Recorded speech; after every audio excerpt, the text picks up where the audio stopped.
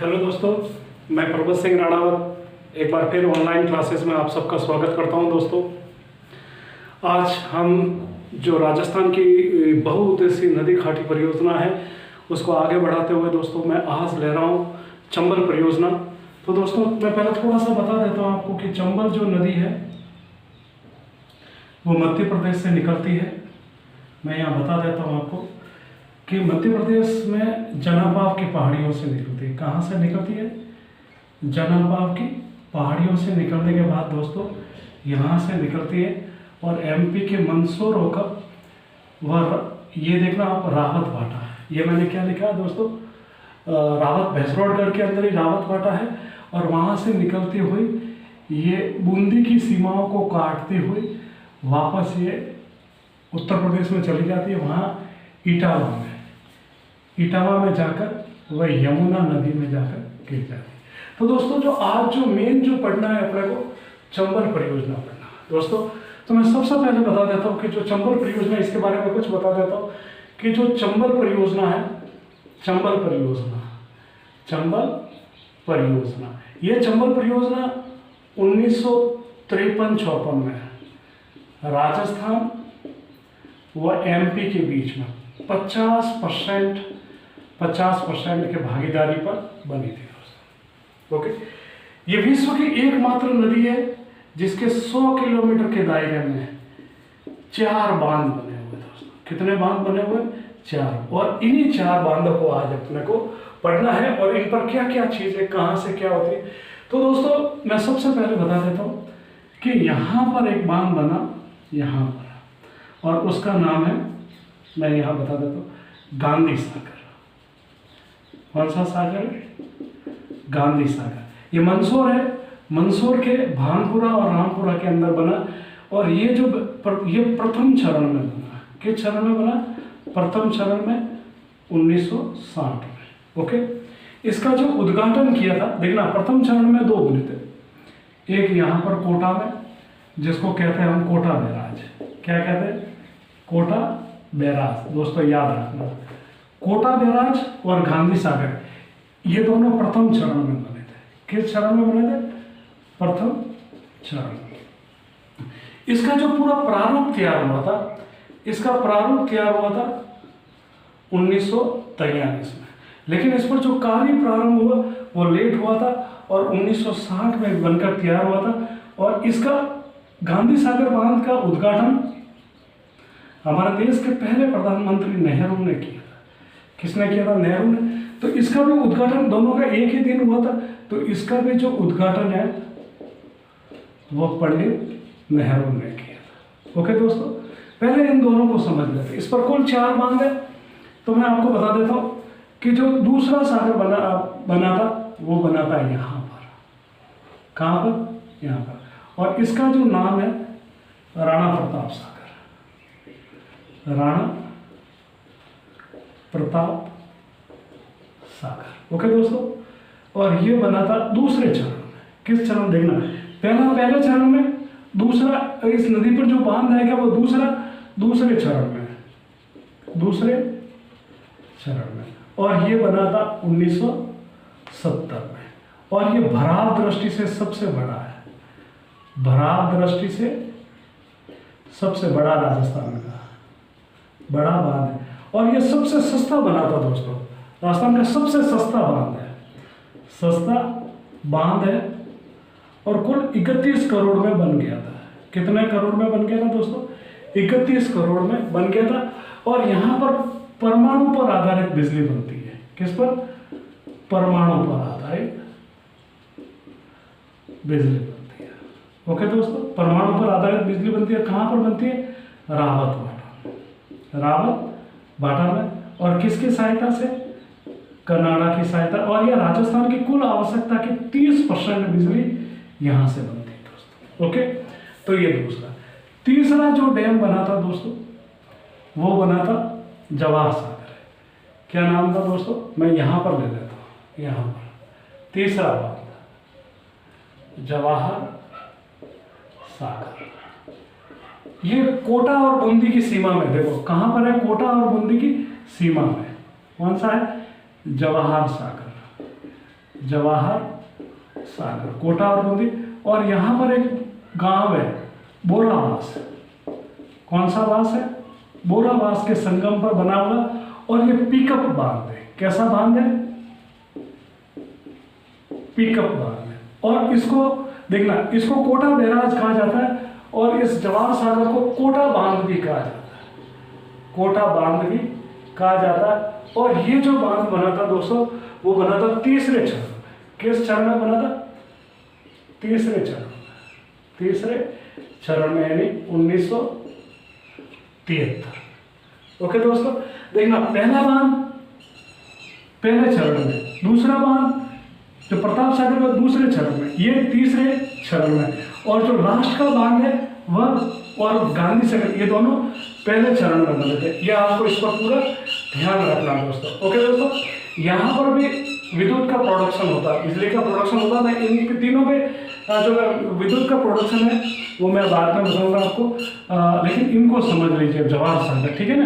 इनको याद कैसे रखना, देखना अपना गरज, कि आपको दक्षिण से पूर्व की ओर क्रमशः जो बांध बने हुए, तो देखना ग, यानी पहला बांध कौन सा हो गया? गांधी सागर। कौन सा हो गया? गांधी सागर। ओके, दूसरा राणा प्रताप, र से क्या हो जाएगा? राणा प्रताप सागर। तीसरा गरज, ज से जवाहर सागर, क्या हो गया? जवाहर सागर। ओके दोस्तों, गरज कोटा, गरज कोटा। तो चौथा कौन सा हो गया? Kota barrage, Kota barrage. ध्यान रखना, इस जवाहर सागर को कोटा बांध भी कहा जाता है, और इसको क्या कहते हैं? कोटा बैराज। और ये कोटा शहर के अंदर है दोस्तों, इसी के अंदर रोड क्रॉस करके जूमिंग सड़क है, जूमिंग जो है वो बनाया गया दोस्तों, आप ध्यान रखना। अब दोस्तों मैं बता देता हूँ आपको कि यहाँ से देखना, आप गांधी सागर से दो नहरें निकल गई। एक नहर यहाँ से जो निकलती है वो मैं बता देता हूँ आपको कि वो बूंदी तक जाती है। कहाँ तक जाती है? बूंदी तक। और दूसरी यहाँ पर जो है वो एमपी के अंदर जाती है। यही से बता देता हूँ, एक एमपी के लिए जाती है और एक गांधी सागर जो नहर निकलती है वो। और दूसरा एक चीज़ और बता दो कि ये जो चारों बांध है, इसमें से सबसे लंबा और ऊंचाई में सबसे ऊंचा बांध ये है। कौन सा है? ये।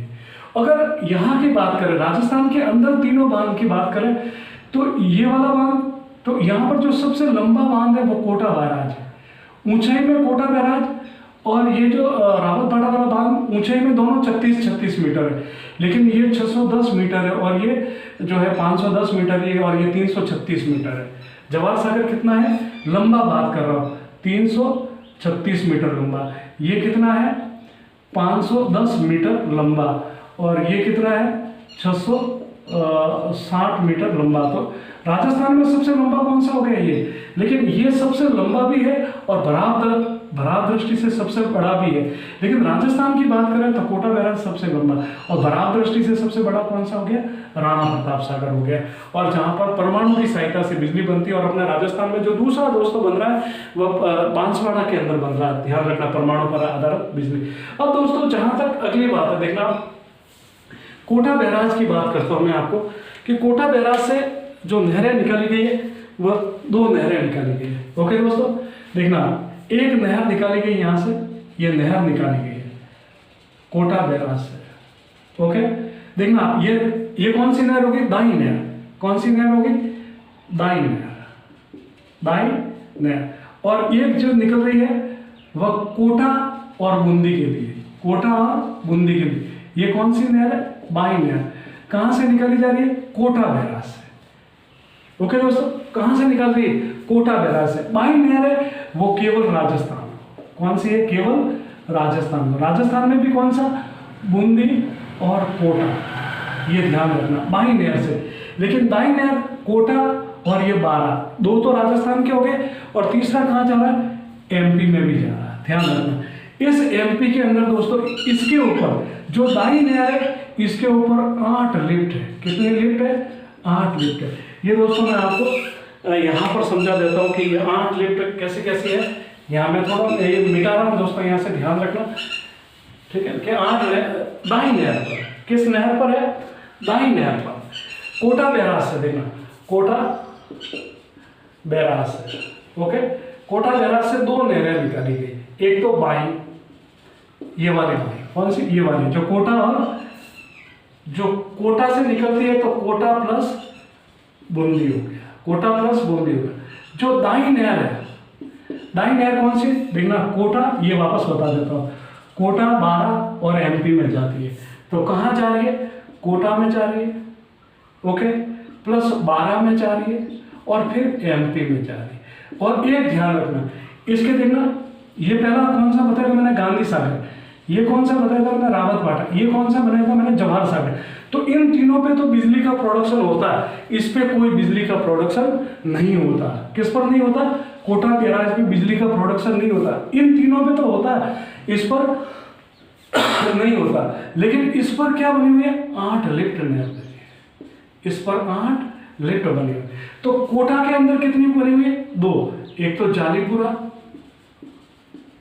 और प्लस जालीपुरा, दूसरी दिगोत, ये दोनों कहाँ बनी हुई है, कोटा में बनी है। देखना ये लिफ्ट नहर किस पे बनी हुई है, दाई नहर पे। दाई, ये नहरें कहाँ से निकलती है, कोटा बैराज से। कोटा बैराज से बाई से निकलती है, वो कोटा और बूंदी में सिंचाई करती है। कोटा बैराज से जो दाई नहर निकलती है, ये कोटा 12 और एमपी में जाती है, और इस पर 8 है, 12 में इस पर कितनी है, 6 है। कौन सा देखना, अंता माइनर, अंता माइनर, अंता स्किम, गणेश,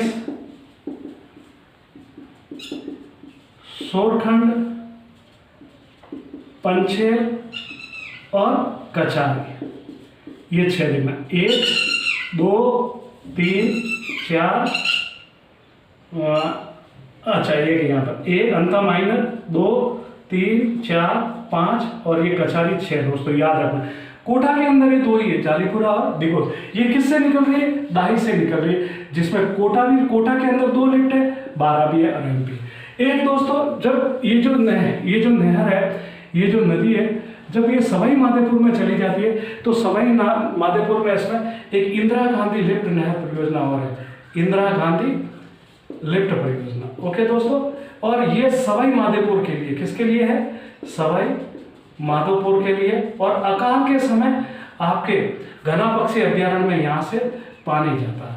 लेकिन ये कहाँ से है, इंदिरा गांधी लिफ्ट कहाँ पर है, सवाई माधोपुर में, सवाई माधोपुर के लिए। और केवला देव में गर्मी अकाल के समय में यहाँ से पानी दिया जाता है, ये ध्यान रखना दोस्तों। अब मैं आता हूँ दोस्तों इस पर कि यहाँ पर कुल कितनी बिजली का प्रोडक्शन होता है, ओके दोस्तों।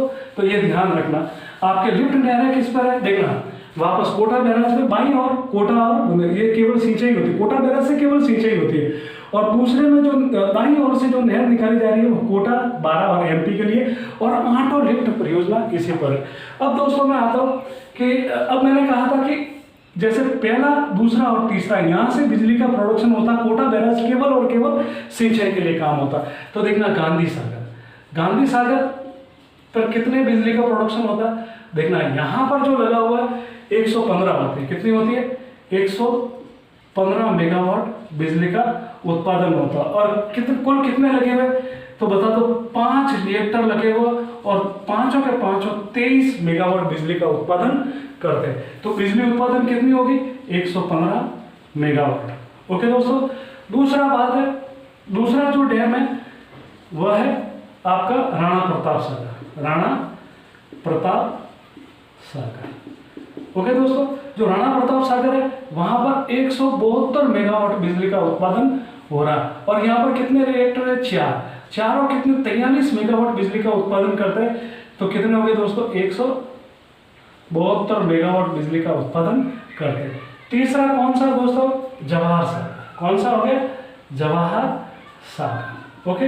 जवाहर सागर से कितनी बिजली उत्पादन होती है, यहाँ पर देखना, पहले में कितने रिएक्टर है, 5, दूसरे में कितने रिएक्टर है, 4। तो यहाँ पर कितने, जवाहर सागर कहाँ पर है, कोटा, ये कोटा और बूंदी के सीमा पर है, ओके दोस्तों। इसको कोटा बांध भी कहा जाता है और बोरावास में स्थित है। और इसका पिकअप बांध है, इसको पिकअप बांध भी कहते हैं, ये ध्यान रखना। और यहाँ जो बिजली उत्पादन होती है कुल 99 मेगावाट होती है, कितनी होती है, 99 मेगावाट बिजली उत्पादन। और इस पर कितने रिएक्टर है, 3, कितने रिएक्टर है, 3। मैं यहाँ पर बता देता हूँ दोस्तों, इस पर कितने रिएक्टर है, 3, और प्रत्येक 33 मेगावाट यानी कि 99 मेगावाट बिजली का उत्पादन करते।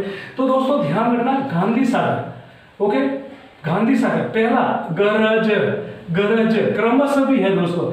तो यहाँ पर बिजली का प्रोडक्शन होता है, यहाँ पर होता है, परमाणु पर आधारित है, यहाँ पर होता है, कोटा बैराज से नहीं होता, कोटा बैराज से नहीं होता और ये केवल सिंचाई का काम करता था दोस्तों। ये ध्यान रखना, इससे जितने भी प्रश्न बनते हैं वो मैंने आपको बता दिया कि कुल कितने मेगावाट बिजली होते हैं। तीनों को जोड़ते हैं दोस्तों तो 386 मेगावाट बिजली का उत्पादन होता है। और राजस्थान का इसमें हिस्सा मैंने कितना बताया था, 50%। या तो इसकी यहाँ से 50% बिजली लेकर या इसकी आधी यानी 193 मेगावाट बिजली का उत्पादन वो राजस्थान को इसमें अधिकार है दोस्तों। तो ये थे दोस्तों चंबल परियोजना। दोस्तों अगर इसमें से कोई भी प्रश्न आता है, भले आपके आरएस से लगाकर 0 लेवल से लगाकर आरएस तक दोस्तों एक भी प्रश्न बाहर नहीं जाएगा।